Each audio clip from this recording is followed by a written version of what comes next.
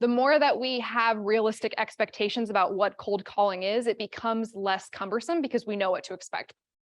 So I want to share some stats with you guys, some more updated ones.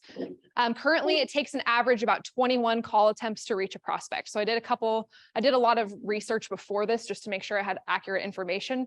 Our current data that we have for the ISAs, I think we're at like 23 call attempts to reach a prospect. So this is pretty in line with what we're seeing as well. So it makes sense, right? It takes a lot of outreaches to even get in contact with somebody. So the reason I share this is the more that we know this, we can tailor our own expectations for when we're actually going to meet with somebody, right? So knowledge is power here. And then 80% of sales for anybody who did phone sales or connected with a prospect via phone, I think this was from a sample of like 20 or 30,000 different sales, 80% of those required at least 5 follow-up calls.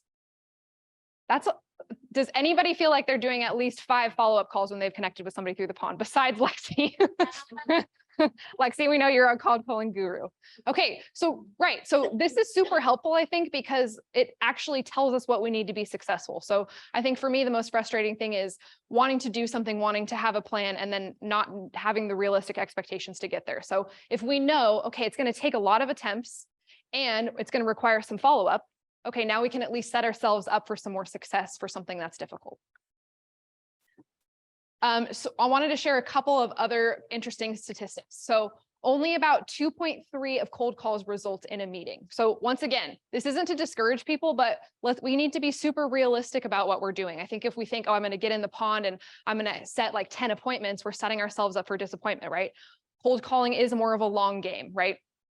So the more likely, just like anything else, it's a numbers game. It generally takes about 1.5 hours of cold calling to secure an appointment.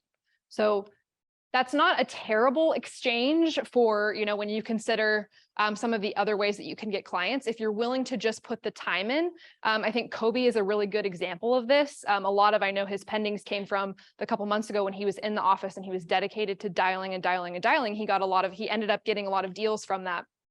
But once again, it was a compounded effect over time.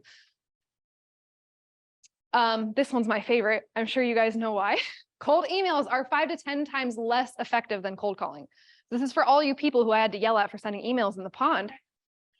Calling is way better. It's more effective at actually getting somebody to respond. How many of you open marketing emails that you get? Nick Palm only. Send Nick all your marketing emails. So he's the only one. So that's a testament, right? Nobody in here actually raised their hand. So when we put ourselves in the consumer seat, if we're just firing away emails about, oh, have you thought about purchase? People don't care, right? It's just another spam email. People are a lot more likely to answer the phone than actually answer an email from a stranger that they didn't ask for. So once again, I've got data to support why I yelled at you guys for emailing in the pond.